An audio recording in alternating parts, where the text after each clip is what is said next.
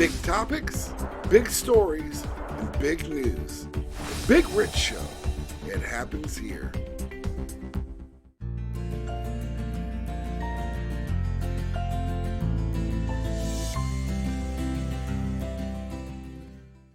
Happy holidays, and welcome to the Big Rich Show.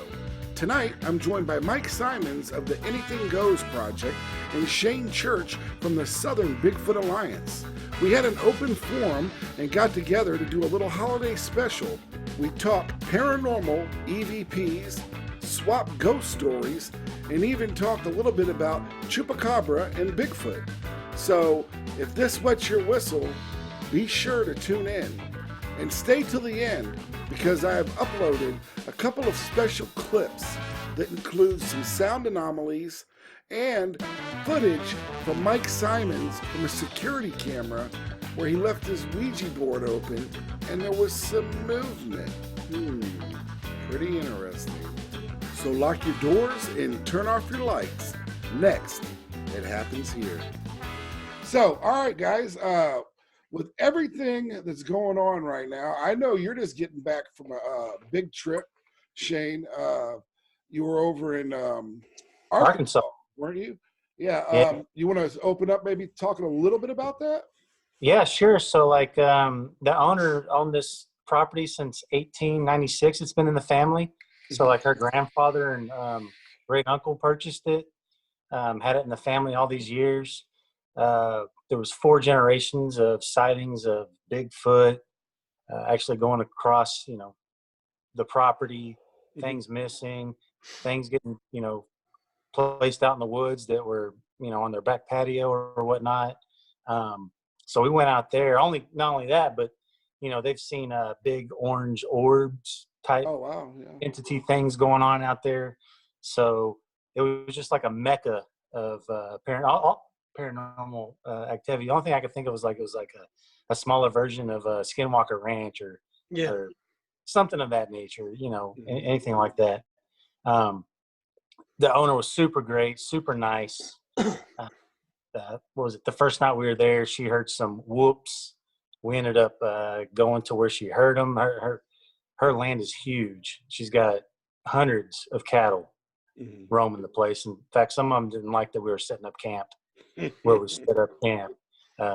Had a pregnant cow come in and say, you guys need to kick rocks. And we're like, no, I think we're going to stick around.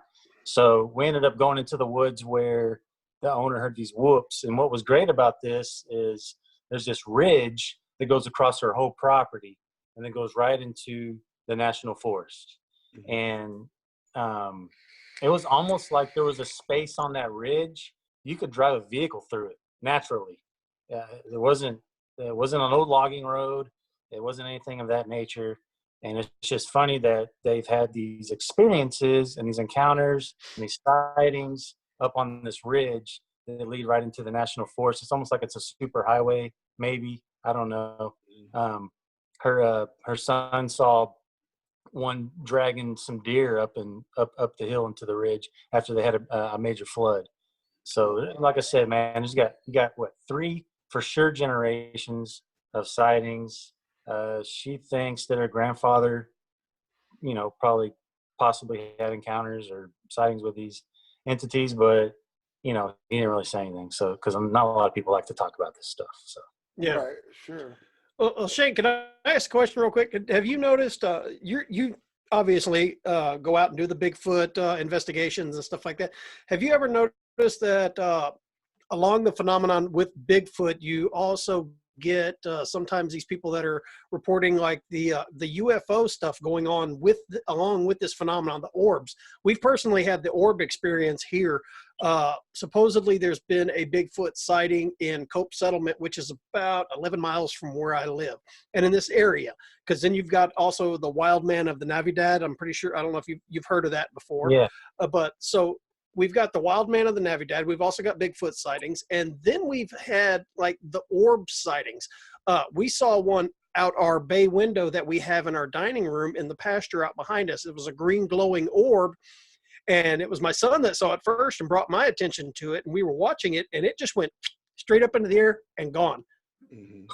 We were like, What the hell? And none of us had a camera on us at the time. Sure. You never do.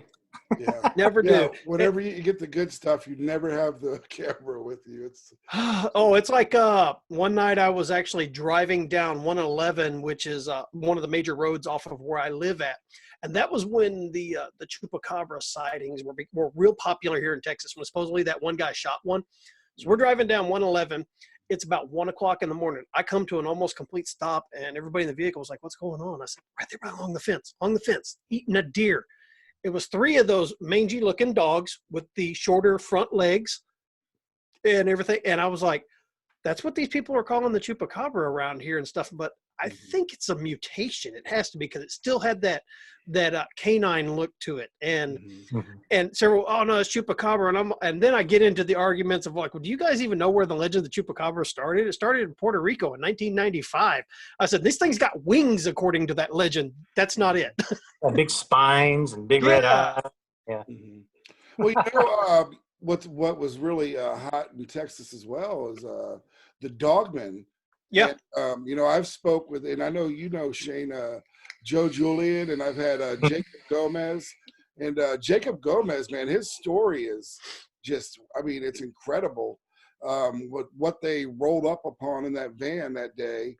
And then the following sequences of what happened, how it unfolded. I'd really like to get him back on to tell that story again. I know he was a guest with us back in the day when Gary and I were working together. But yeah, that story, I know you've probably heard it, the one that I'm talking about. Oh yeah, because Jacob is one of the founding guys of SBA also.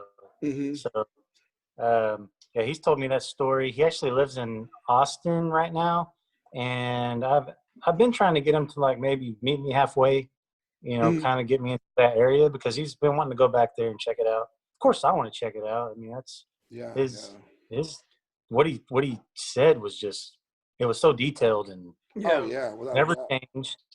I've heard him tell the story multiple times. It's never changed. Yeah.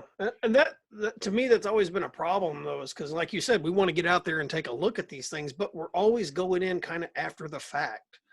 We don't ever have the firsthand experience. So I've gone and investigated stuff for MUFON before, and it's after the fact. I mean, what evidence am I going to find? I'm just going to go out and look at the area. Okay, I don't see anything abnormal.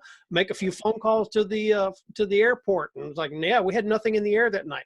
The only evidence I have from that one investigation was the 2 young ladies that experienced it, and somewhere out there, there's another eyewitness that ran in his vehicle. So we don't know who he is. All we know is a white Chevy pickup. That's all we know. Right. But so I got their testimony fresh that day, had them write it down. And all I could do basically was call the airport and like, yeah, we had nothing in the area, and go out to the area. And it's like, we really can't find anything. And so I harp on this with people. Everybody in society is carrying one of these things now. Learn how to quick fire open up that damn camera. You know what's sad is I didn't know how to do that until my son showed me a few weeks ago, because I'm always fiddling around trying to open the camera. And my son was like, Dad, you can set it. We're here. You push this, hit that, and boom, it comes right up. Yeah, I don't even have to unlock my screen. I can just tap the screen and there's a camera icon. Boom, hit that. So, that needs to be universal. Now, Shane, I'm gonna come back to you for a minute. Did you guys, did you get any orb sightings or anything of that nature while you were out there? Orb sightings. We thought we had one. We thought we saw something in the woods, and of course, us as we always go towards the danger, towards the oddities or whatever's happening. We got to a creek. It was roaring. There's no way in hell we're going to cross that at night. So we waited till the next morning, found a way around the creek, ended up being like a barn with just like a solar light, and how the hell it permeated through that thick, you know, wood line. I don't know. But it also, you know, I mean, at least we debunked it. Right. And just saying, oh, that's what we saw. That's it. That's all it is. So, you know, we always kind of try to seek out the real truth. You know, absolutely. And that's what we're here for. I mean, we want solid evidence. You know, something when, you come back and even if it's not solid evidence, at least 2 or 3 of you were there to document this happened. This happened. Yeah. And that's why, like, and I'm referring back to Jacob, that his story even permeates with me, because it was him, his brother, the guy that they worked for, and someone else. So there was 4 of them, and there was a point in there where they almost contemplated grabbing it and putting it in the back of the van because they were heading to work. And then he was like, well, no, dude, it looks like it's still kind of breathing, because he's like, what if this thing comes back and as we're trying to get it in the van?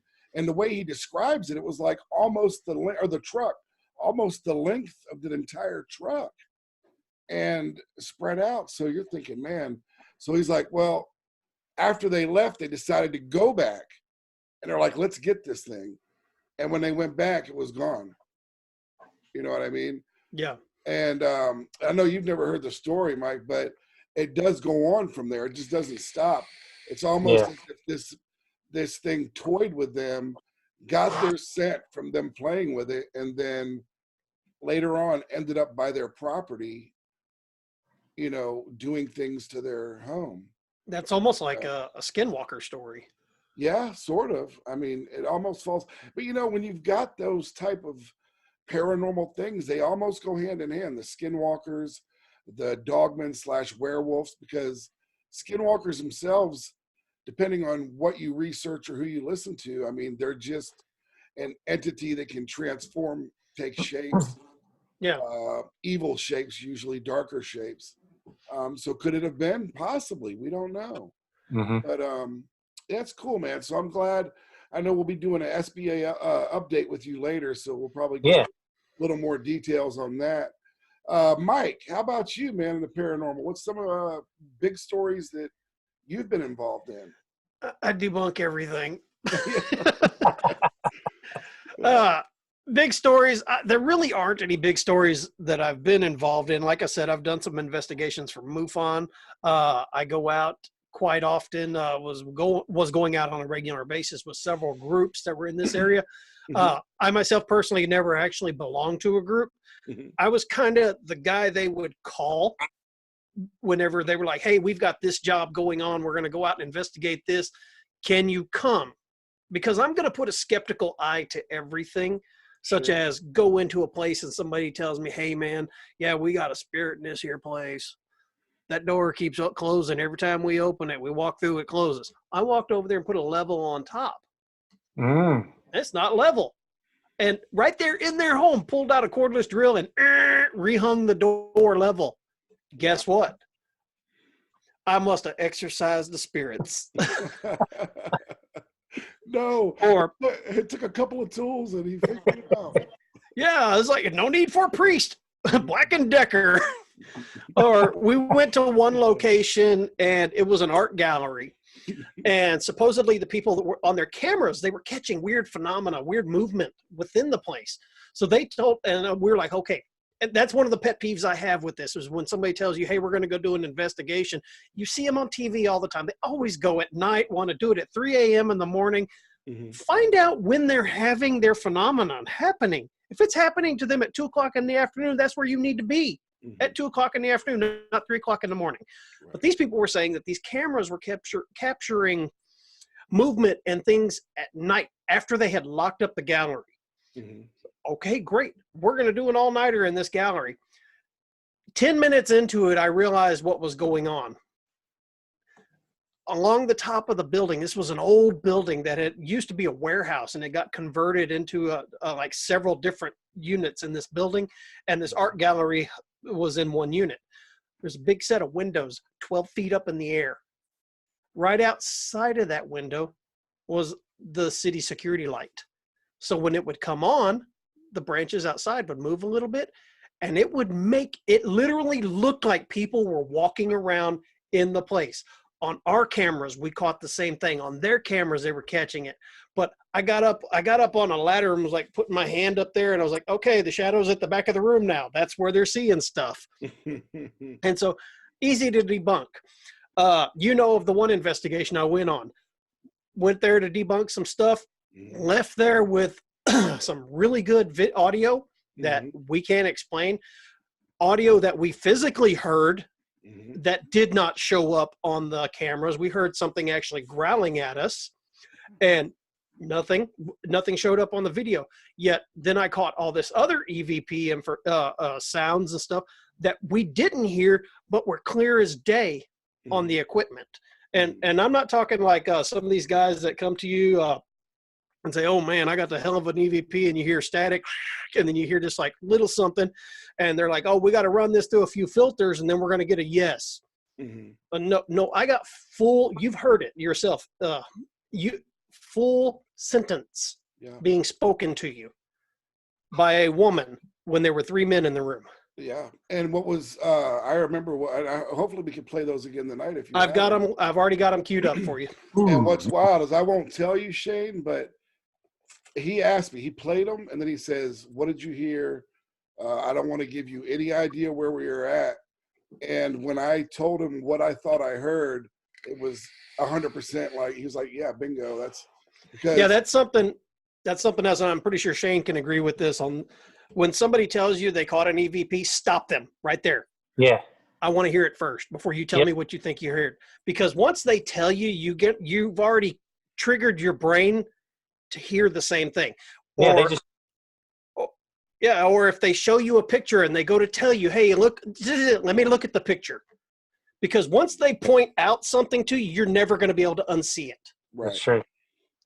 Right. So yeah, when he plays his sound clip, tell us what it sounds like to you, or what you hear, because I've heard it once before and I didn't know what to look for. But what I did tell him, what I thought I heard and found, it was spot on. So yeah. Do you want me to play one of them real quick? I'll play the short one. Okay, yeah. Okay, so you're going to hear it in one ear because this was actually recorded on a high 8. So here we go.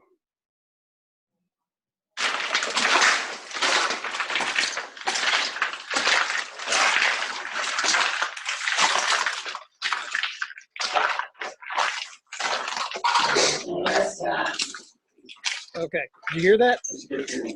I'll back it up past that. The crackling noise that you're hearing is us walking around. The inside of this building had been gutted by a fire, and that was all the tile and crap on the ground. So we're walking on those crushed tile. Okay. So I'm going to back it up just past that point, and then let you listen again.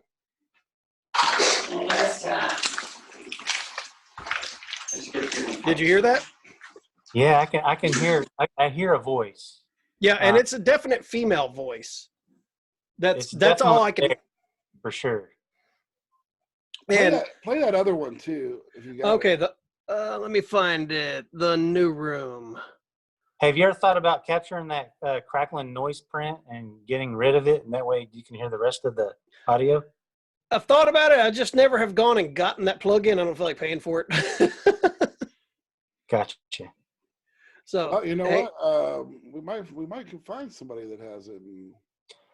Dude, I use Adobe Audition, and it captures noise prints like crazy. Crackles, you name it. Yeah. Hang on just a second. A copy of that. Let you try it out. I know Mike also likes to play it raw, so there's no tampering. Yeah, that's one of the reasons why I do this. I don't filter it. I haven't done anything. This was actually downloaded straight from the video camera, because the original clip I sent to Rich, I actually showed him flipped open the video camera and filmed it with my iPhone, and he could hear it. So nice. Here we go. This one is about a 2-minute clip. So you're going to hear, I'll set the scene real quick. I'm not going to tell you when to hear it, but you're going to hear us in the room doing the EVP session. And it's towards the end of the clip. We're getting ready to leave. And it's like, bam, right there. So here we go.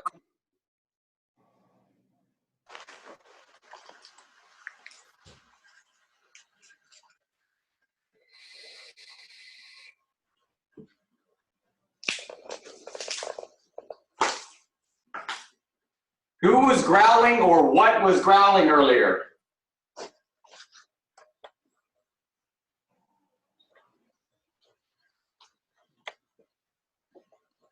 Give us a sign of your presence.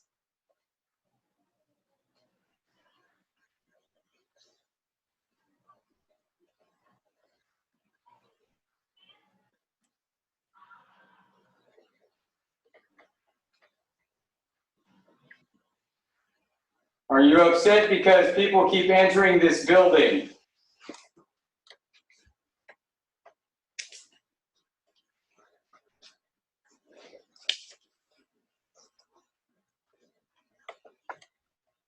Make the lights on that meter go off. If you make the lights on that meter go off, just walk over there where you see the green light on the floor and it'll go off. Make them go off and we will leave.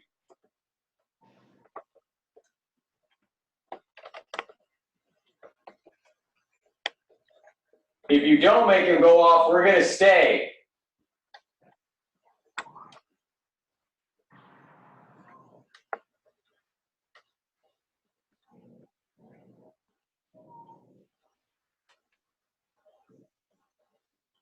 You want us to spend the night in here?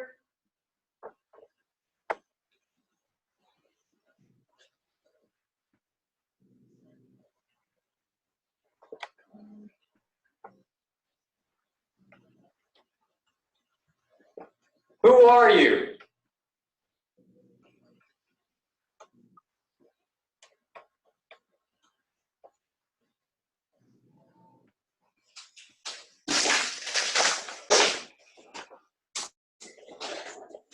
Okay, people. See his face. Whoa. However, I have got to say something real quick because I've got this amped up. I haven't lowered the volume on it or anything. That first long pause. Do some of y'all have kids in the background right now doing anything? No. Rich, I'm going to start it real quick and just listen to this pause. Tell me if you hear giggling in the background. I've got it totally turned up right now, and I'm not even first time I've heard that noise through these earphones, and I'm like, what? That's when you saw me go. Listen real quick. Okay.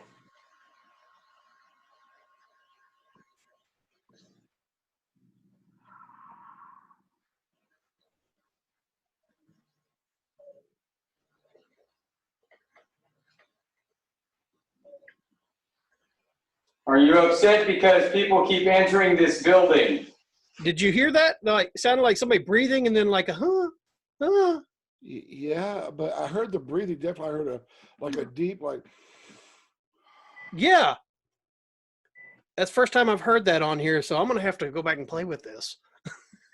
That is weird. Now, what you heard, Shane, at the end, what did that sound like to you there? I don't know. It sounded female to me. Right. Yeah.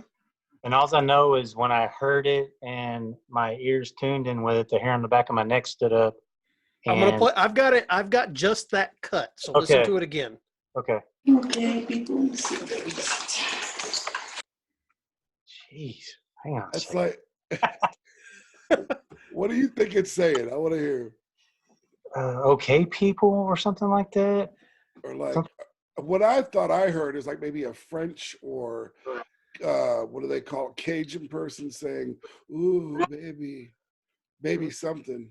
Yeah, Wow. listen to it one more you, time. bitch? Okay, listen to it one more time. All right.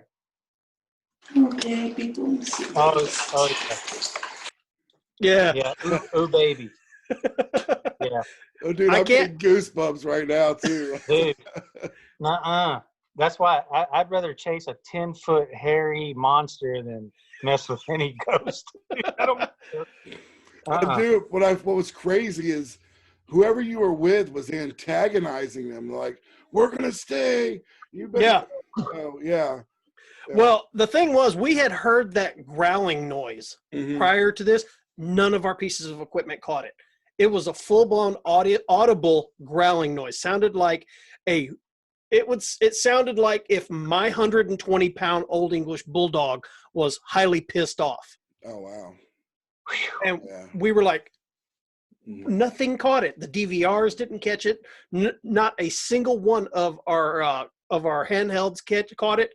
The only piece of equipment that actually caught this was that high 8 old tape style. I used tapes on it. Brand new. Every time I go out, I open up a package and go, so I don't get any of that backmasking that may be from recording over something. Wow. So that was the only piece of equipment that caught this audio. And I didn't even know we caught it. We got done that night at 5 o'clock in the morning. I went home. I plugged in the Hi 8 into the software to upload it, and I got it uploaded to the computer. I posted it to Facebook. I said, hey, guys, it's been a long night. I'm going to bed. Check this out for me and tell me what you think. I woke up. I had 40 messages on my phone. Go to this timestamp.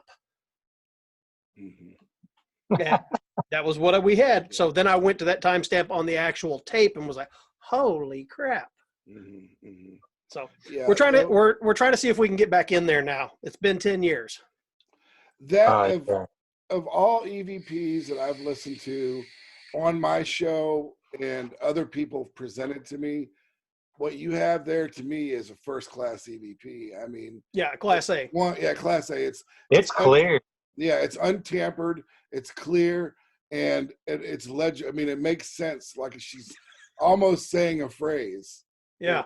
So, but the audio, I've also got. I wanted Shane real quick to catch the isolated version of that first one. oh, okay. So here you go.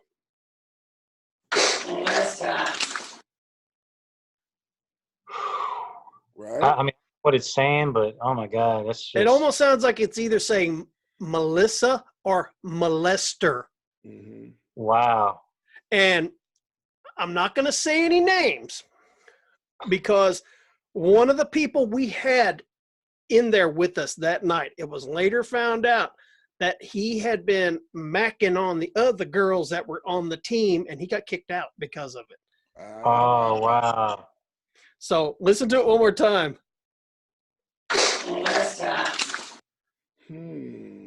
Yeah. I can see where you say. I can see where you say would you think it would say Melissa. Yeah, it almost sounded Melissa. Or molester, but it's almost like molesta. Yeah. And you think about this place was actually used at one point in time to house teenage kids that were in gangs and stuff. Wow. That's interesting. Yeah, that's very interesting. Yeah, you got some good stuff there, and I'm glad we were able to share that tonight too, and actually let Shane hear that. You know, Gary and I, when we go ahead. Yeah, if you ever get an email from me going, "Hey, listen to this," you tell, "Oh, hell no." No, I'll listen to it. I get all kinds of messages all day, man. Yeah, but the only EVPs that I've witnessed was the Gary Housley. We've talked about that, but Gary Spikes Jr., when we and him were together and we were interviewing Vanessa Hogel, we had several during that interview voice anomalies that came through. One of them, and I shared a couple of them, and at the end of this tonight, folks, I'll put some of those up there and you guys can check it out too. I wish I had them ready. I'll play them now, but one of them is almost Aramaic. Another one is like an aquatic, bubbly sounding voice. And it was coming through as she was talking about Atlantis, Antarctica, and the Akashic records, and how Atlantis moves across, and then this sound comes through on the other side, like almost like a whale sound. You know how the sounds that the whales give off? And it was super eerie, and we all just paused for a minute. She's like, oh yeah, don't worry, I've learned to tune that out. It happens with me all the time. And there was also a demon growl and another one with a demonic voice that we thought, she hates the D word, where it says no more. When she was talking about an experience where she was almost, Gary thought that she was being not possessed, but dominated. But she wasn't dominated, and something did attach itself to her. And her friend Gwen, who was supposed to be with us, or will be with us for the Colossal 5, she was there. They had her on the couch laying down, and her eyes turned yellow and red and were rolling back. And she just got up and ran out of this house and was gone down this road and didn't show up till later. And while she was explaining the story, as we were getting those sound anomalies coming through, and it was just freaking Gary out. I don't know. I mean, because he was like, did you guys hear that? And I'm like, oh yeah, I heard that. That's weird. Check it out after the show. And we did we split that stuff up. And it's amazing stuff. We just never did anything with it because soon after that, you know, everybody started doing different things. Yeah. And, we were never able to get that out to the public. So Gary does have that on him, and I do have some of it. I just have to break mine down. But besides what Mike has showed me tonight, those EVPs are on par with what he had. Okay. But you remember, what was it, about 2 months ago when I did that Ouija board experiment? Oh, yeah? Whoa. Yeah. Just to let Shane know, I make custom Ouija boards. Man, you were just asking for it. I know. There's one sitting on the desk behind me. So let me explain to Shane how we did this. All right. I wanted to, you hear stories of people talking about Ouija boards where they're using them, they can feel them moving, and then they leave the room and they come back and it's moved again. Okay. I wanted to test that theory. I wanted to, because when we operate a Ouija board, basically what we're doing is we're putting our intention into the board. Sure. So I had this custom made Ouija board, has never been touched by anybody else except me. So I had it here on the desk in front of me. I had this camera that right there pointing down at it. I had a high definition camera on it from the side. I had a night vision camera over here. I had a motion detector camera over there. I had audio recorders all the way around and this boom mic over the top of it. And I opened a session. And here's the fun part. I streamed it live. Yeah. And I said, everybody that jumps in on this live stream, I want you to ask it questions. If intention can move a Ouija board, why can't it move it from you guys asking the questions as well as myself? Because I was going to jump into the live stream as well. On the live stream, we were hearing all kinds of weird crap. I don't know if you this is before I met you at this point, I believe. And we were hearing all kinds of crap. I had people messaging me on Messenger going, hey, where are you at? And I said, I'm in my dining room sitting at my bar. My office has a locked door. It's in there behind a locked door. And he goes, prove it to me. So I got up, walked over with us on camera so he could actually see what I was doing. And I opened up the door and pointed it at the Ouija board sitting here on the desk. And he went, okay. So I closed the door and I said, dude, you got all kinds of crap going on in there. He said, I'm hearing it over the live stream feed. And I went, okay. Well, one of my kids was listening to it. One of my older sons was listening to it on some Bluetooth earbuds. And about that point, he goes, hey, Dad. And I said, what? He said, there's a woman in your office and she's talking. What? And I went, what? So you can go back and actually find it on my Facebook pages. The stream is still there. However, I got done, was getting ready. We let it run for 2 hours like that.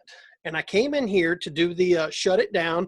And so one of the gentlemen that was actually on that EVP you heard, he was one asking the questions. He was on Messenger with me. He said, hey, go in there, put your hands on it while you're on camera and start asking it questions and see if we can pick up anything.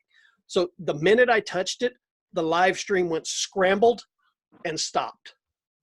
And I got disconnected. So, okay, we shut it down. And then I furthered the experiment. I put it, you see that table behind me where all my artwork is? I put it on that table. I put the planchette on it and I marked where the planchette was. And I've got a motion detector camera up there, super sensitive. I had it pointing at the Ouija board for 2 weeks.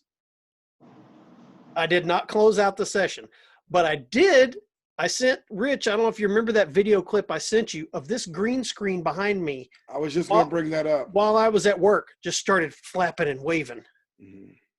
And then it stopped. Yeah. It was after the motion. And he has that video clip. And maybe I've got the copy still. I'll throw that up at the end. Yeah. For the fans to see. Yeah, that'd be great. I'd like to see that. It's moving like as if somebody's behind it, but there's nothing behind it. Yeah. And you can look at the timestamp on it because this video actually catches timestamp. And how I saw it, I was at work and I saw movement in my office and I went, oh, this is cool as shit. Download. And I said, Rich, check this out. So the timestamp, I was still at work. My kids were at school. There was nobody in the house. Man. I remember when he said, I think I said something back like, get out now. I'm not even there. Right. Red rum, who knows? That's wild, man. That's good stuff. You know, well, I want to bring this up, and then you guys could, kind of feed off of it. But personally, what brought me to the paranormal and it got me interested with paranormal and everything that falls under it is I grew up going to visit my grandfather on a 500-acre farm every summer from about the time I was 6 till about 14. It was in Virginia, in a town called Mineral, Virginia. And he owned a little diner there. So we'd get up, we'd go eat at the diner at 5 in the morning. We'd leave and we'd go work, baling hay and doing what. This is back in the day when bales of hay were square and they had the truck pulling the long flatbed trailer and you're grabbing them and chucking them, taking them back to the barn and stacking that to the ceiling. We'd do that all summer. But in our spare time, we'd go to the, there's a little creek and a pond. We'd dam the creek up and swim in the creek. But it had this old Civil War graveyard on it that was still iron wrought fenced with a big tree in the middle of it. And it probably had about 12 to 15 headstones from, I guess, the previous years that people had died that owned that land. And they just left it up. They never messed with it. It just stayed there. And we always thought that was eerie. But where I'm going with this is I only had to go into that cemetery thing once in my life. That's when I went snipe hunting. Yeah, my uncles took me out snipe hunting. I didn't fall for it. Yeah, well, I think I was younger and I was ready to take it home with me after the summer. And they put me up in that graveyard for the night with the gates open. And they said, yeah, we're going to make them all run this way and they're going to come up. You're going to be able to corral them in here. I'm just a kid at the time, maybe 9, 10. And so I'm sitting there in my paper bag and they're doing that. I mean, I was so ready to catch one. I didn't even care. It was a old Civil War graveyard and I'm peeing off the side of my leg, not moving, trying to be quiet. But anyways, where I'm going with this is that night I saw lights in the sky that I ignored and I didn't put 2 and 2 together. They were almost like orbs. And after I saw them about a week later laying on we all used to sleep in this big open living room. You had this big vaulted ceiling living room. All the cousins, we would just sleep out there. I remember being visited 2 weeks in a row after I saw those lights by 4 shapes I couldn't describe who would levitate me. Now, this is true. And I've only told the story once on video. And they would mess around like I'd be frozen. I couldn't move. I would levitate a little and go across my other cousins. And that's all I remember. I remember waking up the next day. Well, this started happening every summer. Every summer that I would visit them up until I was about 12. When I was 13, it kind of I don't remember anything happening. But when I was 14, I really remember it because it was super. I know people are always like, oh, yeah, whatever. This is true. It's not. But here's some other things. And I have pictures I'll put up, too. That summer when I was 14, my grandfather, they had a cow that was found with a hole right through the middle of it. Really? And it looked soldered. There was no blood. It was a hole right through the stomach. Like surgical almost? Yeah, like somebody took a spear like this and just stuck it down in it.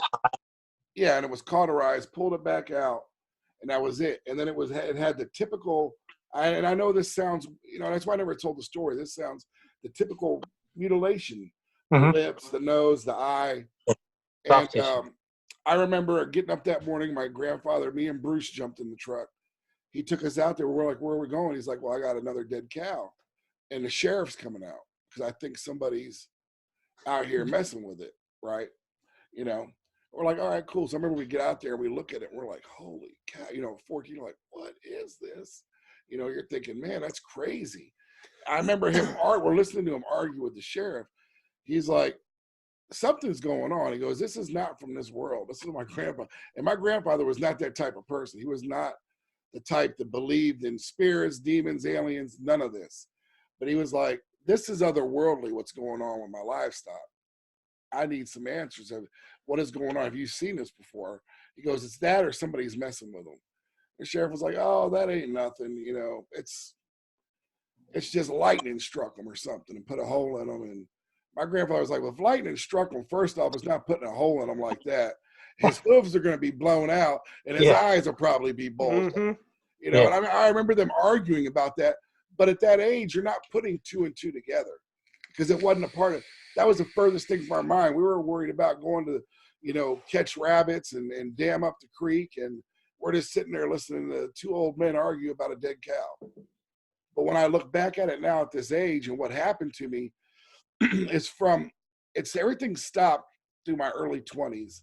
Then about my late 20s to about 2007, I started having these same type visitations as an adult. And I was not scared because it didn't scare me, but it made me curious. What is this? What is going on? I've got to find answers. So that's when I really started researching, you know, alien/demon. Is there any connection? And I went to a seminar where a guy spoke. I bought several books. And I have never had anything documented. No one's ever witnessed any of this except me, right?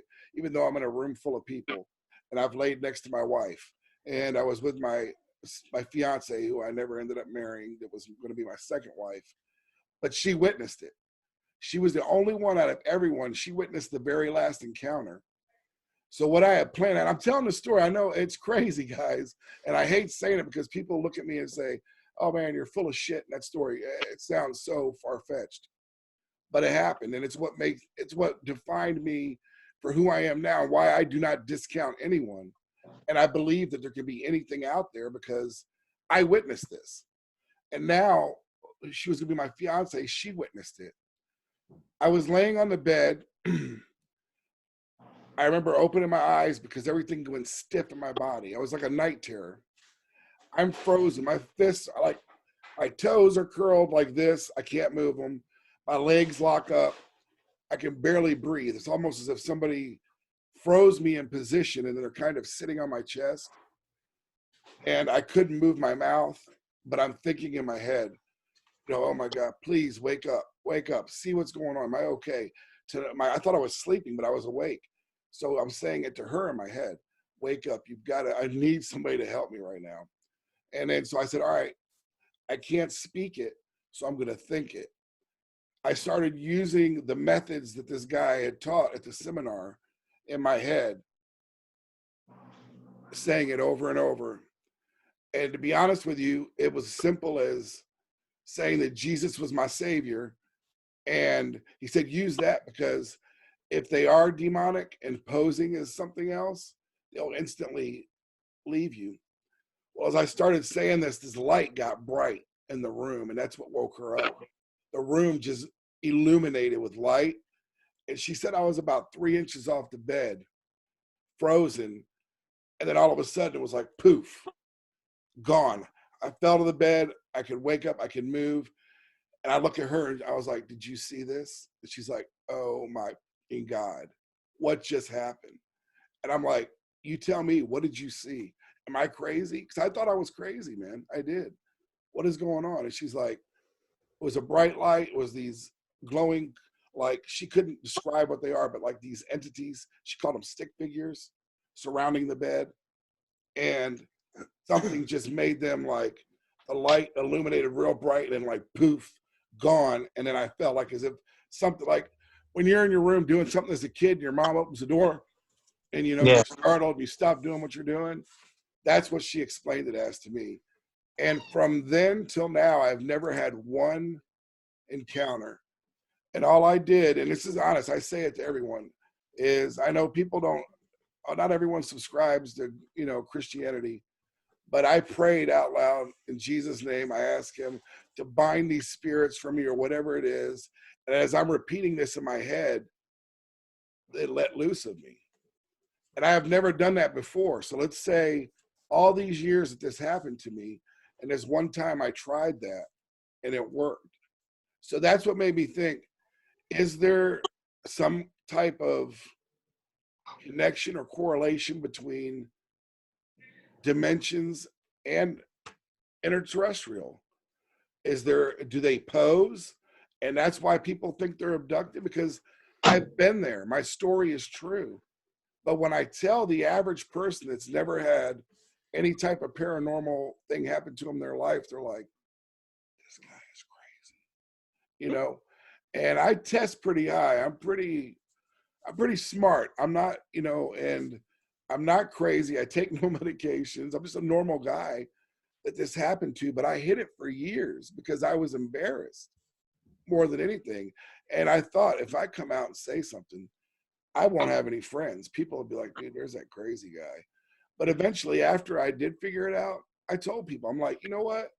If you think I'm crazy for what happened to me, so be it. But this is the truth. Now, Mike, you can call it what you want. Shane, you can call it what. The fans can call it what they want. But I lived it. And that's what drew me to do what I do now, seeking out, is there Bigfoot? Is there skinwalkers? Do we have life in the planets? Are there other dimensions? That's what, got my juices going with that. Otherwise, I probably would have never even went down that path. Yeah. So that's how I got here. So. Wow. Well, Yeah. real quick before we move on, take your pen and write down 42 minutes. Okay. Give me a sec. And the reason I want you to do that is because I was sitting here and I actually turned off my microphone just so I could listen, because I'm hearing some weird stuff. And I wrote down the timestamp. Well, I don't know if you can see it right there. 42 minutes. There was some weird audio going on in the background. Oh, here at my place? Yeah. Okay. So It's 42 not minutes. abnormal. So check it out at 42 minutes on your end, and I'm going to check it out on mine too, because it was, I could even see it. You guys can't see it, but I've actually got another computer open, and I'm actually watching the wavelengths. Mhm. And there was a whole series of wavelengths about that long and about that tall, where yours was peaked about this tall, Oh, wow. that were following you. Wow. Okay, so okay. Well, you want to go first, address what you got here, Shane, and then I'll jump in. Well, as far as we talking about, like, as far as getting into the paranormal, my stepdad was always a part of that. They used to go hunt out in the northeast part of Texas, which is funny about graveyards, is there's an old Civil War cemetery out there that they would drive past. They would get out into where they were gonna go. They would go all the time. They would go squirrel hunting. They thought they were tracking a cat one time. They've seen the tracks. They thought they were on it. They got to the wood line, and something roared with a guttural roar that made his buddy piss his pants. Oh, wow. And they split. But that wasn't the last time they ever went out there. They used to sleep like in just sleeping bags, around the fire, like classic style, Mhm. And they all woke up one night to a triangle in the sky, lights, glowing. None of them could move. None of them could move at all. So my stepdad was the fuel for me, because he always watched In Search Of. I saw the Patty footage when I was real young. Dropped my toys because I remember we were at Cottonwood Apartments. I was playing with my He-Mans. I had a Castle Grayskull with a fan blowing on it because it was going to be a hurricane and shit. It was going to be a war, right? And I'm standing up with my He-Mans and shit. Patty comes on the TV. I remember just freezing and in my little kid mind just going, that's real, so that always imprinted. As far as anything paranormal ever happening to me, the only thing that ever happened to me, and I don't believe I've spoken about this ever. I married my high school sweetheart. We were together for like 15 years. Being in her family, they always went to church. So, I got into church. One night I woke up and I could not breathe. My eyes were open. I could not get a word out. And it felt like two knees were on my chest. I felt like I was getting pushed into the mattress. I could not breathe. I couldn't get a word out. And then finally, when I did, as you were saying, Rich, I was just like, in the name of Jesus, you got to go. Mhm. And it stopped. Mhm. It stopped. and my breath came back. Yeah. And that was like really, was that like demon oppression kind of a thing? Hey, you're going to church, whatever. You know, I'm going to try to deter your thought process on that. But that's the only really paranormal, I guess you could say, paranormal thing that's happened to me. So everything else is like, as far as Bigfoot goes, everything that we see and do, it's all tangible. You know, we're casting tracks. I've got 3 tracks here that are 20 inches long, from over 2 years in the same area. They're amazing too, man. He showed They're us crazy. in our interview. They're crazy, and I'm still to this day trying to wrap my mind around that. Of course, you got a lot of people that are very religious. You know, they may say they're Nephilim. It's in Genesis, giants. And I know that last spring when we casted the 16-inch tracks in the same spot, those yielded a 8-foot 10-inch green branch break in between 2 of the footprints stride. So we're like, okay, it's an 8-foot 10-inch entity that leaves 16-inch tracks, and in the same area there's a 20-inch track lever. How tall is that? You know, is it going to be 10 foot? I don't know. So we're like literally been on the hills of these things. Actually going out there this weekend. That's amazing. Yeah, I know you said you were going to get ready to go out Saturday, right? Yeah. Hey, you know what was wild about that story, as you tell too, is if you put the foot with the branch together, I was trying to do numbers, it would put them at about a 5 foot chest. I mean, 4.5 to 5 foot chest with a possible 12-foot wingspan, if not more, on their wingspan. And you're talking, it could have been a 12-foot being or entity that did that snap. You know, I mean, so imagine that weight. And then that one track you have where it goes down, it shows like into the bank. Yeah, going into the red dirt, which that was amazing. That track cast is just ridiculous. And Rich, you're gonna have to see this in person, dude. I'm serious. I know. It'll blow your freaking mind. You blew my mind when you showed it to us live on video. I mean, that thing is monstrous. I mean, it's just right over there, and I look at it every day. If you want to grab it, man, show, because we might have some fans. Sure. Grab it, and I'll talk for a minute. Yeah, go ahead, grab that. Okay, I guess you could say mine, I've kind of always been into something, into the what is strange, trying to get answers on things. Holy shit, look at that. Wait till you see it. Damn. Okay. But yeah, you've got, these are the toes going through the mud, all 5 of them, all going through the mud. We're talking about January 18th, Oklahoma, freezing balls. Okay. Highway 240, I couldn't put nothing in that mud.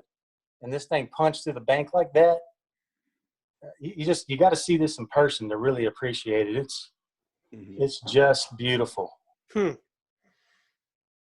Nice. Yeah, that's a nice one. And to any of my listeners that are listening to this on my channel, you're going to have to go over to BRRS-MEDIA and pull up Rich's video when he uploads it to actually see what's going on here.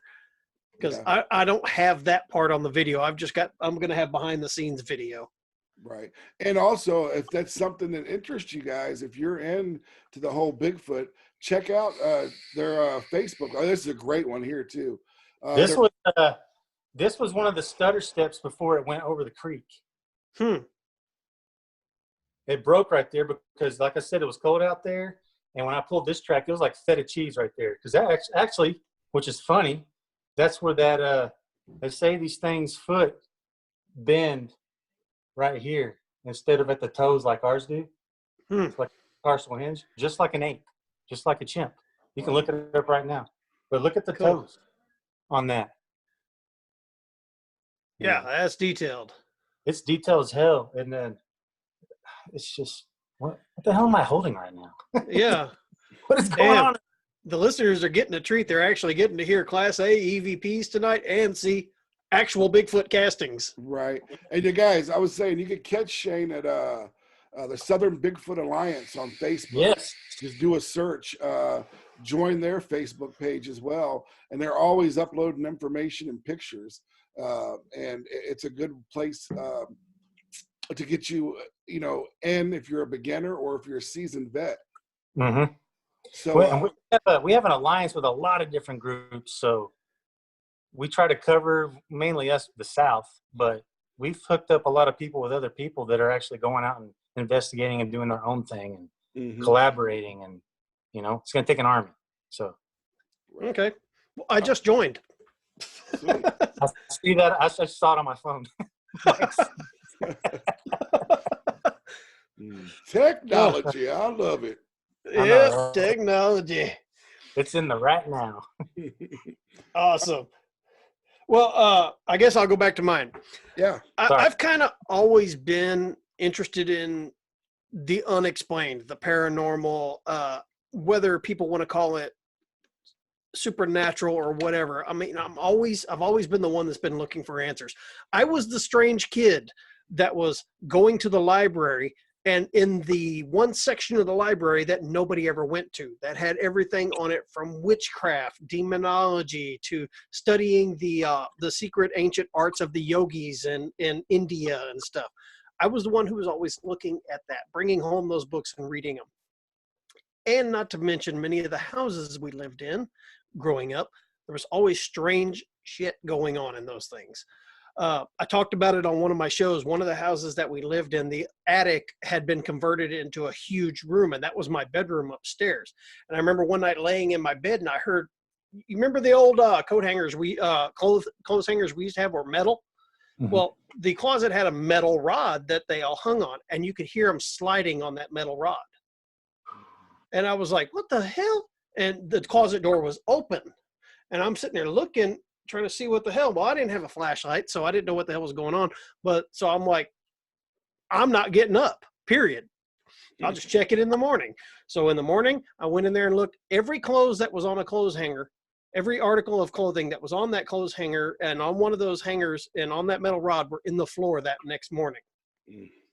So I had to hang them all back up. That particular house, when you walked down the stairs coming from the attic, you always saw somebody walk in front of the staircase. It was weird. It was like, and then you'd yell like, hey, who's here? And you'd be the only one home. My mom's friend that lived there, because her and her kids lived there, and my mom and us, they kind of shared the rent on the place. It was a huge house. And so she had an experience one night, and she was screaming. She woke up, and her bed, she had a set of Chester drawers that went on the opposite wall of her bed and had a full-length mirror. And she felt something sit on the bed, and the bed moved. Well, she woke up and looked at the end of the bed, and they're like, who's sitting there? Nobody's sitting there. But then she looked up and looked in the mirror reflection, and in the mirror reflection, there was somebody sitting on the end of the bed with their head turned, looking at her like this. And then she got out of the shower one time, and there was writing all over the mirror. And so that was one of the houses we lived in. And one other time, this actually happened to me and her. We both went into the kitchen. The garage was built onto the house at a later year. So in the kitchen, there was a big window over the sink that actually looked out into the garage. Her and I were doing dishes. Well, have you ever set a cup down on a counter and it kind of does that little pivot and then just goes faster and then stops? We set this cup down and it started doing that pivot, but it just kept going. And we sat there looking at it, and I timed it almost 2 minutes, just sitting there going back and forth. And when it finally stopped, that window blew in on us. Wow. Yeah. What? Yeah. So that house was a little creepy. I had one of my friends, good friends, Mike Ellis. He came over one night, and he was staying the night there, and we're playing cards in the living room.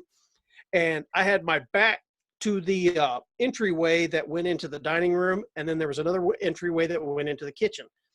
And him and the other person were sitting across from me. They saw a shadow go through the living room behind me, and they saw the shadow go into that room and then disappeared, along with the footsteps. And they were like, did you? And I was like, and me, I'm just sitting there going, yeah, weird shit happens here all the time. And they're all freaking out. And it's like, I'm not going to bed. And I'm like, I'm going to bed. Okay. This stuff happens all the time here. I'm not worried about it. But that's kind of been the way it has been my whole life. I've always been in places for some reason that have had weird things happening. I've had a clock in one of the houses that we had just came off the wall and hit the floor. And everybody's like, oh, it probably just fell. Well, it was on a hook. It had to be lifted and then away to get it off. And that stuff has never bothered me, but I've always been interested in why. Why is it happening? What is this happening? Which is kind of what led me into going in and actually doing these investigations with people. I was the kid that would go to the cemeteries at night and sit there and watch. I went one time to a cemetery and I had a group of people with me. I took them to this particular cemetery because I've always had some interesting experiences there. And it was a beautiful cemetery. And at the back of the cemetery, they had, you remember when they would put the cages over a gravesite to keep vandals from getting in there? Sure. Okay. Oh, yeah. Well, this was a gravesite of a gunslinger who had died here in Texas. And I don't even remember what the guy's name was, but they put a cage over the top of it to keep people from digging it up because he was buried with his guns and so on. Okay. Great cemetery. Everybody had a good time. We were looking around. When we got back in the vehicle to leave, I turned it on, and then the radio started acting like a shack hack, started going up and down the dial. It was weird, and it didn't stop until we got away from the cemetery. Man. So yeah, it's like I said, I've always been interested in this stuff. I've always been interested in pushing the boundaries and seeing what's going on. Never had an attachment like some people that claim that when they get into this stuff, they end up with bad crap happening to them. Never had that happen. Like I said, that Ouija board, I throw it around the office all the time. It may sit over, it's underneath all my art supplies right now. But it may come over here and I'll leave it here and I'll be leaning on it while I'm doing a show or. Hey, look, it's levitating now. No, I'm just kidding. Awesome. That would make a great show.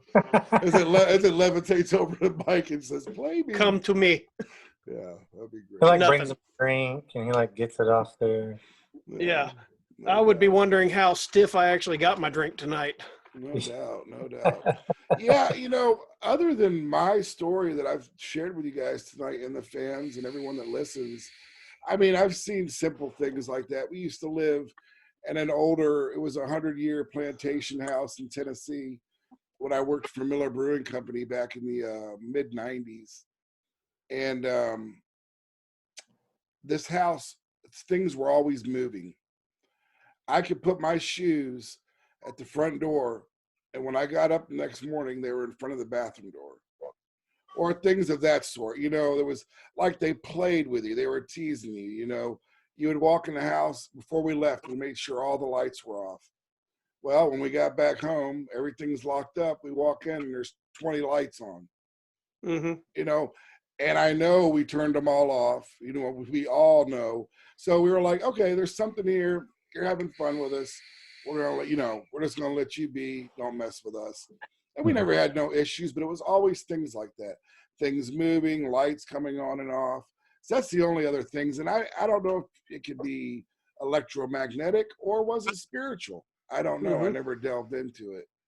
I've kind of always looked at specifically if it's an old house, you've got things that are happening into it. Are you familiar with the stone tape theory? No, I honestly, I am not. With the what, Mike? The stone tape theory. No, I don't think so. Okay. The theory is minerals that are within our soils and stuff like that, specifically stone, they carry iron and things like that. And we know that the human body is basically just this huge ass battery that's constantly putting out energy. I mean, we're atoms. We've got energy flowing through us and around us. And some people can say they can actually see our energy auras and stuff like that. I can't. But the stone tape theory is that when something traumatic happens in an area, it leaves an imprint, like a magnetic recording on those minerals that are able to capture that, sort of like a tape player catches a voice audio. Okay, so then you get places like Gettysburg. Traumatic crap happened there. People are always saying that they're going to Gettysburg and they're able to actually see actual people on the field shooting at each other, and they think, oh, this is a interesting reenactment, and everybody's like, there's no reenactment going on. Then they turn back around and everybody's gone. So that's one of the theories in which I think may hold true to some of these hauntings that we're seeing in homes. Okay, somebody will tell you, man, every evening I see somebody get up and they go through the living room and into the kitchen and then disappear. Well, then you get to actually interviewing these people and you find out that, yeah, they inherited this house from their family or from their father or somebody who had passed away or whatever. Well, then you go into you start looking at what actually happened during those times. And it's like you find out, oh, Dad loved to, when he come home from work every night, he'd sit in his chair, and about 7 o'clock every night, he'd get up, walk into the kitchen and grab a beer. Okay, well, what time are you always seeing this phenomenon? Around 7 o'clock. So possibly over those years, did he leave an imprint, an energy imprint that we are able to see? Residual. Yeah, a residual type imprint. So that's where a lot of the stone tape theory comes in, is like some of these things that have happened in the past. The reason we're able to experience them as a haunting is because it's basically it's a playback on a loop. Interesting. Because you get people that go to these old haunted Scottish castles or something like that, and this person doesn't know this person from Adam, yet they've got the same story. Mm-hmm. They're seeing the exact same things, same phenomena at the same times. That's so almost, are they really?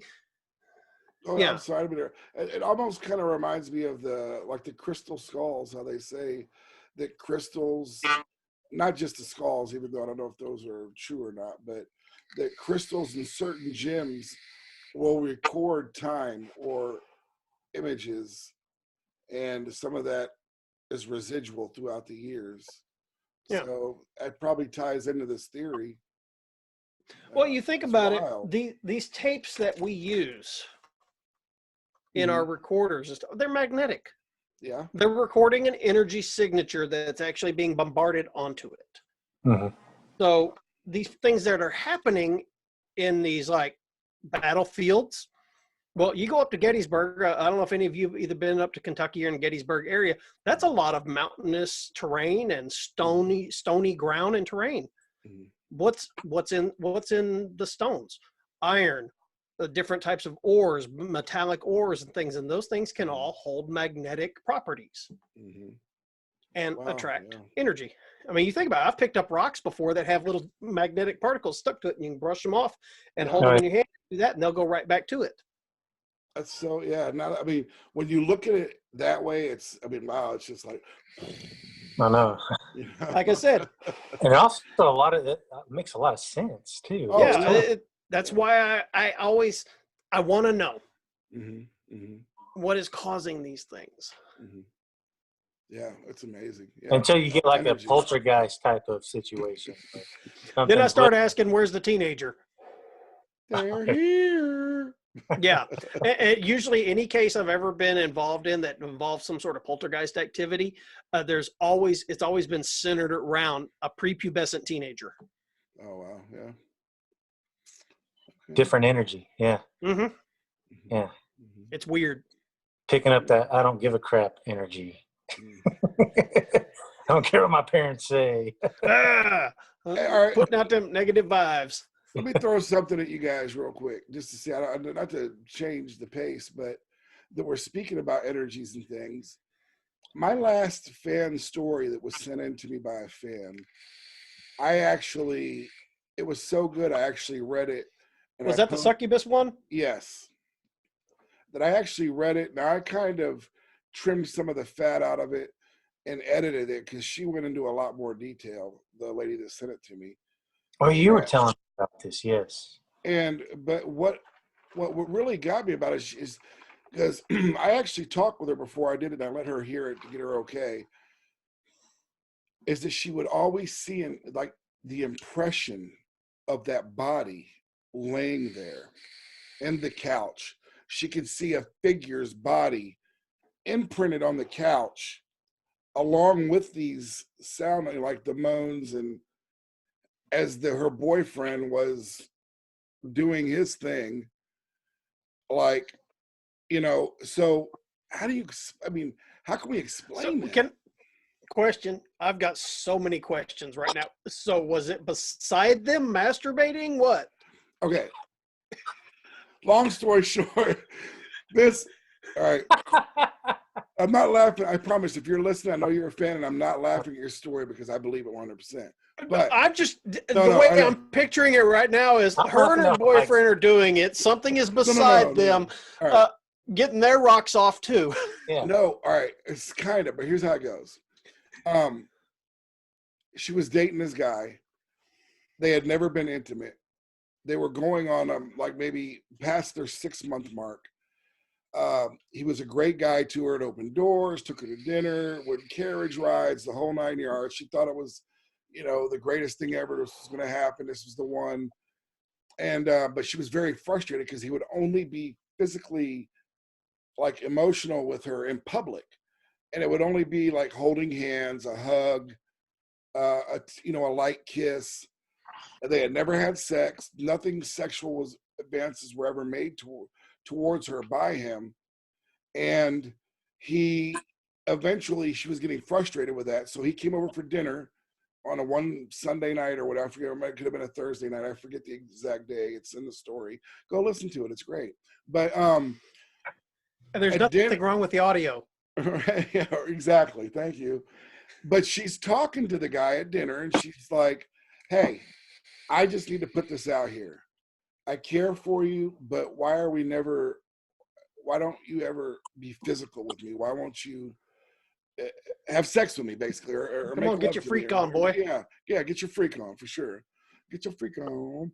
And he said, I really can't talk about that because she will hurt you. Oh, So she's like, whoa, wait, what? You're, like, are you married or, something to that? And he's like, no, but if I try to show you this, if I go any further with you behind closed doors, she's going to hurt you. I know she will. So basically she's tripping out, and she's like, so it's another woman. He's like, no. And she's like, you're married. And he's like, no. And comes to find out, he's like, I have this entity that has been attached to me since I was in my teens that repeatedly controls me sexually. And if I'm to have intercourse or anything with somebody in the physical world, I have to get her permission, and she's involved, and she invites other entities to join. He goes, I care for you, but we can't be together like that. So this lady was like, okay, she didn't know how to process this, get out. What am I going to do here? But she goes, okay, I'm going to try and work through this with them. So they finish dinner. They're sitting on the couch. She's like, look, we've been together this long. I kind of understand, but I kind of don't. Let's talk about it some more. You just stay the night. He goes, all right, I'll stay the night only if you sleep in your room with the door locked and I lay on the couch. So that's what happens. So she wakes up to the middle of the night. She's tossing and turning, thinking on the bed. She starts hearing all these sounds out in the living room, yells, screams, moans, whatever. So she's putting in her head, okay, it's got to be the TV. Turn the TV on. That's what I've got. It's got to be the TV. So she creeps out there, and there's no TV on. She comes up behind the chair. She looks up, and he's on his knees on the couch like missionary, having sex under a blanket when it looks like there's with someone, a woman, a man. There's two bodies there. So she runs up on the couch, pulls the cover off, and it's just him, like in the air, like if he was doing it to the air, but there was an impression of a body on the couch laying there. What? Yeah, and it was like, yeah, so, and how she tells it, there was cackling and laughing. So she said she goes to grab him, and when she went to grab him to pull, something hit her like full force in her chest and threw her back, sliding across her wood floor 10 feet. So she goes, okay, I need to get out of here. So she said she got her stuff, gathered it up. She was burning where she was pushed, and there was 2 marks on her upper chest. She got a jacket, some shoes, and her first instinct was go to the police. She didn't. Go to the church. She didn't. She ended up over at a friend's house. Stayed the night with a friend's house. Long story short, she goes back home the next day. He's gone. She doesn't hear from him for a little bit. finally he calls. He's like, "Hey, how you doing?" She's like, "Yeah, we need to talk about last night." Get behind me. Right. So, he's like, "Oh yeah, about what?" And he doesn't remember any of it, recall none of it. I'm So, sorry. I Go mean, ahead. Go ahead. You tell me. I mean, I don't want to discount this woman. I know she's a fan, and I love you. You know who you are. But she swears That's to me terrifying. that there was the image of the body on that couch. Yeah. And so I don't know. You tell. I mean, Okay. I'm not going to discount her story because it sounds all creepy as all get out. But what I do want to address is, how old were they during this time? Were they in their 20s? no, I can't give you an exact time, but she said it was after her first marriage. So I'm going to probably say it was either late 20s, early 30s. Regardless, this guy has known all these years that he has a cock blocking attachment. Yeah. Yeah. Go do something about it. Come on, man. Well, you know what my thing is on it? I thought instantly is he loves it, because that was my first thing. Maybe. He must love it, Teenage years, right? Or maybe it was just so powerful over him. And then my whole thing is, if I knew, that's almost like having a disease. If you got a disease, why are you going to go date someone and not tell them? Okay, well, here's another thing. Could it possibly been a manifestation of his own mind based on his fear of intimacy with a physical flesh and blood woman? Wow, that's pretty deep right there. Yeah. You know what? I mean, yes. We cannot say no to that. I mean, The human mind can do some magnificent things. We've seen people that can bend spoons. Some of them are bullshit. I have seen people that have been able to, in person, like move a pencil across the table with just thinking about it and stuff like that. The mind can do some amazing things, and it can do amazing things to our bodies. You think about the woman who can flip a car over because her child is trapped under it. Yes. Things like that. These poltergeist activities that we see, it's many times it's linked to a teenager who's going through puberty and they're going through that rebellious stage. They're actually causing these things and just stuff like that. So that's got me to wondering, because he was so just blunt with her about it. Like, she'll hurt you. It's like, it's almost like he may have possibly manifested this himself out of fear of actual sexual contact with a living flesh and blood human being. And so, I mean, you think about it, you can have an erotic dream. It's astral projection blow-up doll. Yeah, but you think about it, what's your mind? You can have a completely so realistic erotic dream. You wake up and you're like, what the hell happened here? Yeah, no. And I'm old enough and secure in my manhood that I will admit, I think I had a few of those back in the day. Yes. So, yeah, I mean, so I don't know. That's just a question I've got. So, wow. But yeah, that's crazy. I don't know. I mean, it could be. Could be anything. That's a plausible effect. I mean, that could be what it is. We don't know. And I asked her, I was like, well, did you ever talk with him anymore after that? And she's like, no, we've never talked since. Smart move. Good for her. But that was a wild story. Smart move. Get you a man that's not scared of females. Yeah. Make sure he has a strong back and a smart mind. Yeah. And the phenomenon of the succubus has been something that has happened throughout centuries. It's been documented in all over the world throughout these medieval manuscripts and stuff like that. And so it is interesting that could this been a form of like a succubus or something? But personally, I don't know. I would be more interested in looking at the psychological aspects of this person. Like I said, the manifestation. Are they manifesting it themselves? I like that. Shane's setting up for round 2.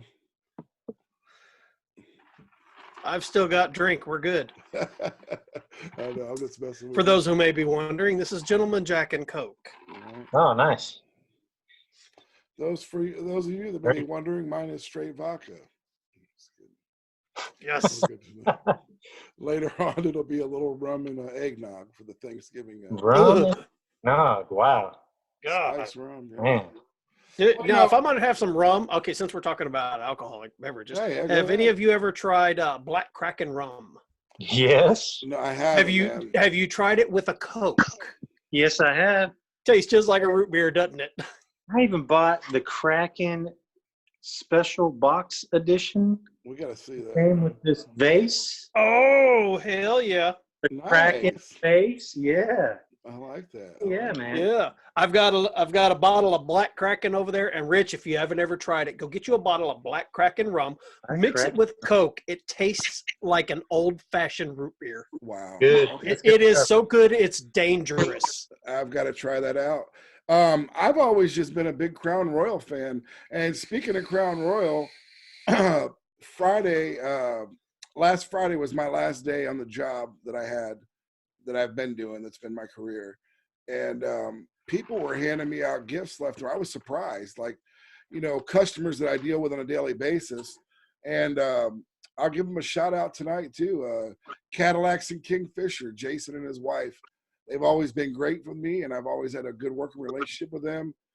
They were my fourth stop, and they presented me with the biggest bottle of Crown Royal you can buy in the liquor store and a 30-pack of Bud Light.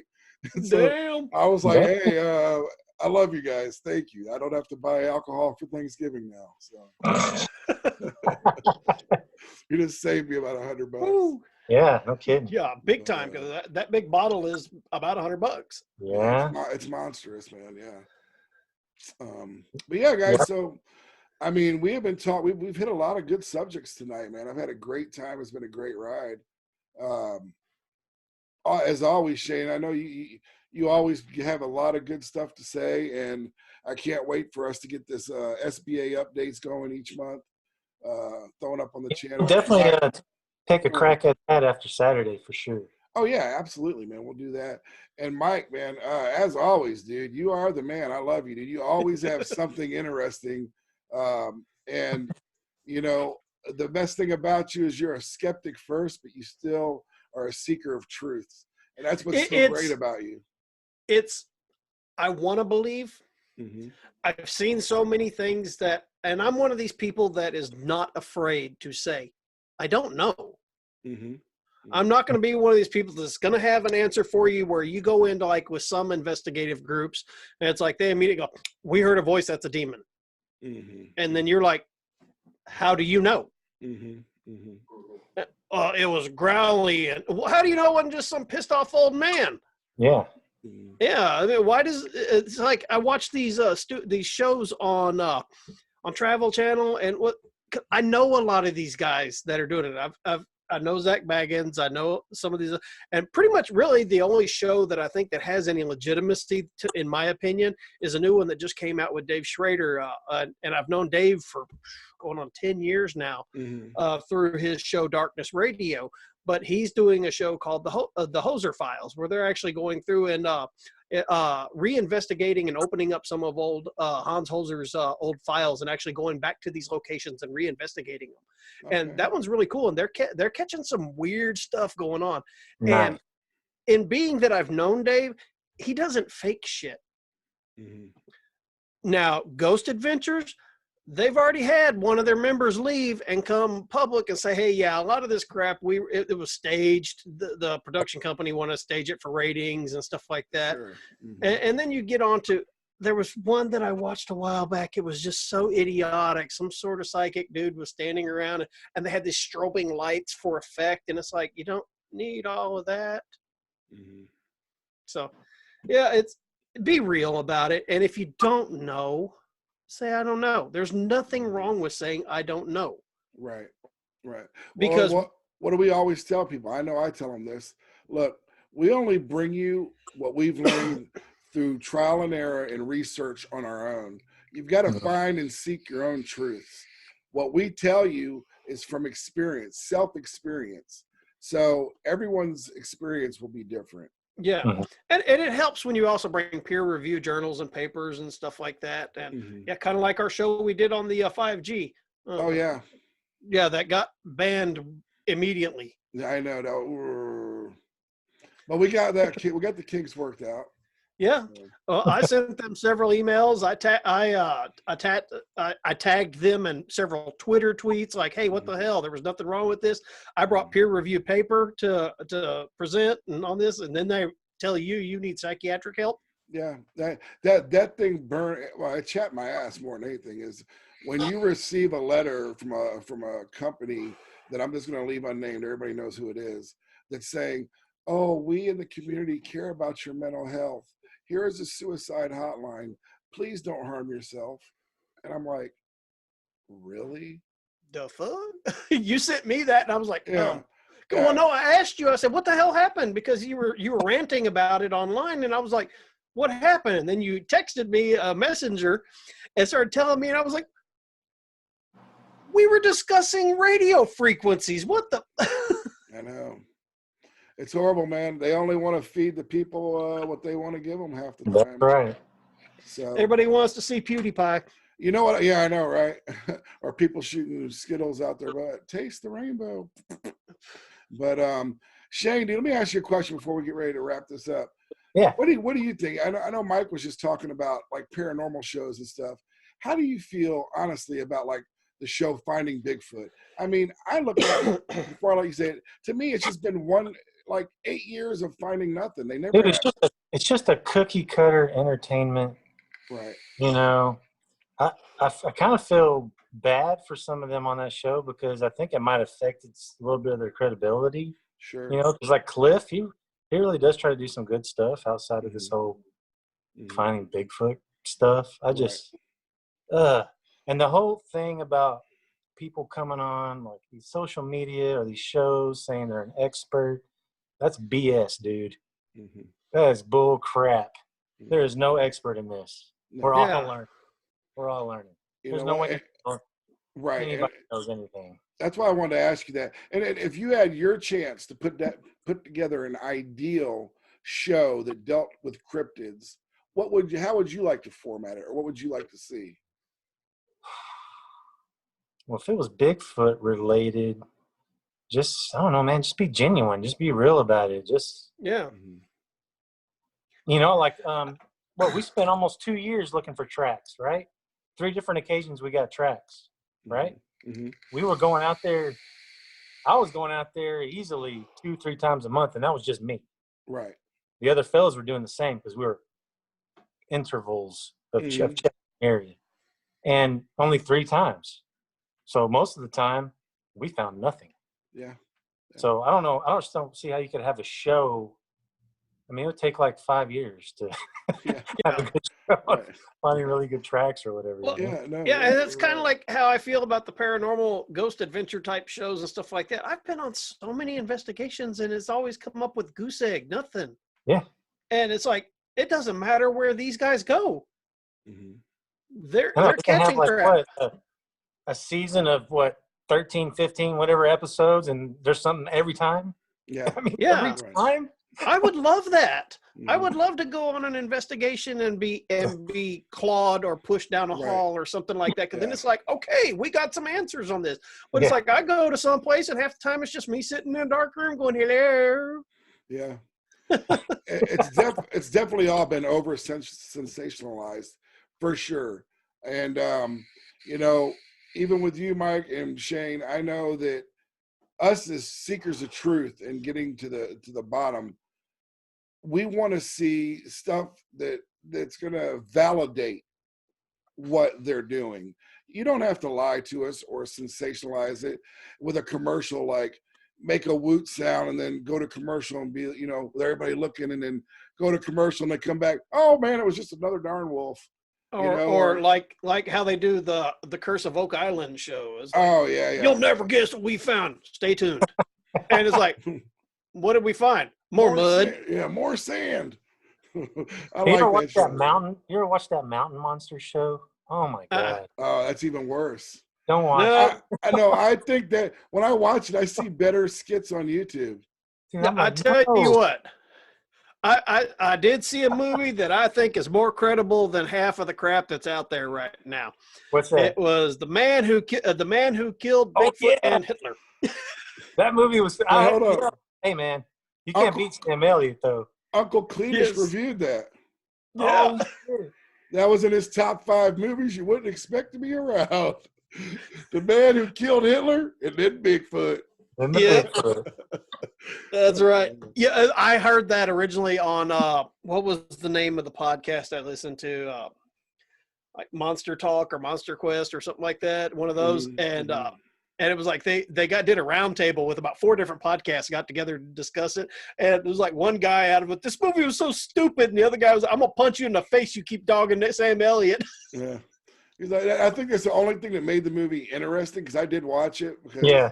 obviously, Uncle Cletus, I like what he has to say.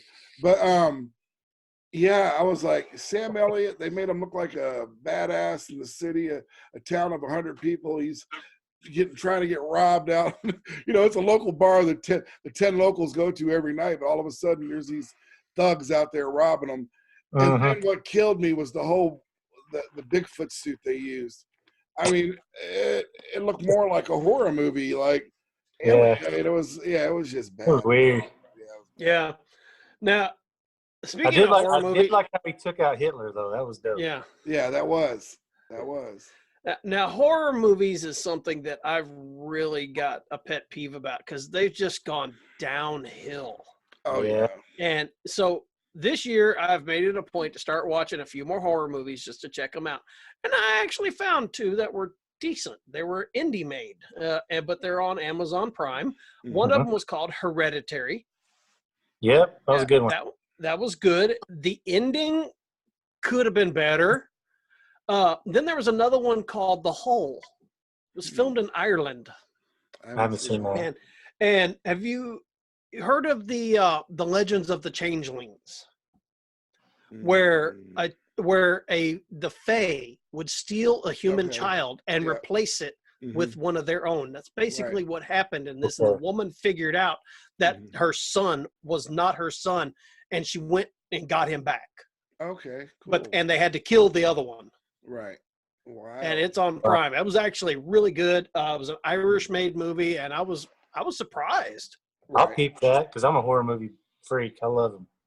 Oh yeah, Yeah, me too. But I think movies like Saw and things like that have really watered down the genre because they just keep force feeding these things out, and people are like, Yeah. I think it's not like how we had when we were growing up. You had Friday the 13th. Yeah, they were a gore fest, but it was interesting. We got to see boobies and stuff like that. Oh yeah. And now we've got Saw, and it's just over the top gore. yeah. It's just how extreme can we get it? And then you flip the page and you've got Human Centipede. And then Oh my Human God, I watched Centipede all 2. And it's like, Those are so really, good. guys? Are we scraping the barrel that much? Yeah. That's horrible. And on that note, folks, On that note, I'm going to sew my lips to this. Don't eat the cuttlefish. it's like, at least I'm leading this here train. That's right. Oh, it's horrible. Guys, look, man, I've enjoyed our time tonight, guys. It's been a great holiday special. I'm going to get it put out for the fans. Shane, as always, man, Yeah, man. I love talking with you, brother. And Mike, you already know, dude, brother from another mother over there, man. We had a good time tonight. Folks, I hope you guys enjoyed what we brought to you tonight. I know it was just an open forum. We tried to talk about all kinds of different stuff, from centipedes' butts to Big Rich levitating in his bed. So Hey, and we brought you some actual evidence that is yeah, absolutely. You got to hear some yeah. EVPs, and you got to saw a 20-foot track. Yeah. What more can you ask for? All right, man. Thank you guys for coming. And fans, as always, God bless, stay safe, and have a great night. In Mike Symonds' security video footage, pay close attention to what the camera is trying to pick up. Also, pay close attention to the shadows and the movement of the shadows in the background. Let me know what you think. As far as mine goes, it's self-explanatory. I'm actually talking on the video and walking you through. a few different sound anomalies. We hope that you enjoyed this, and we will see you soon.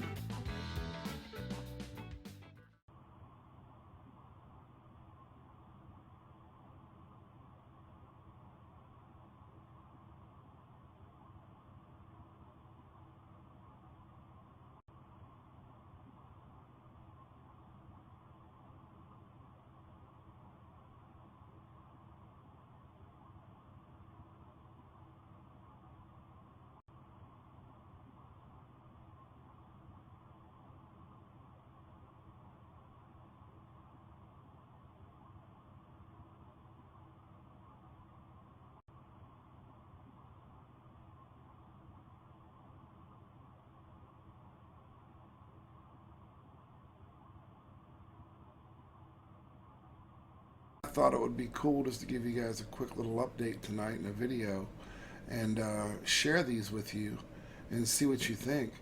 The first one it was when we were talking about Antarctica, and I think the part around Atlantis, we were talking about the ruins and the underwater civilizations, the buildings that were crumbled and such.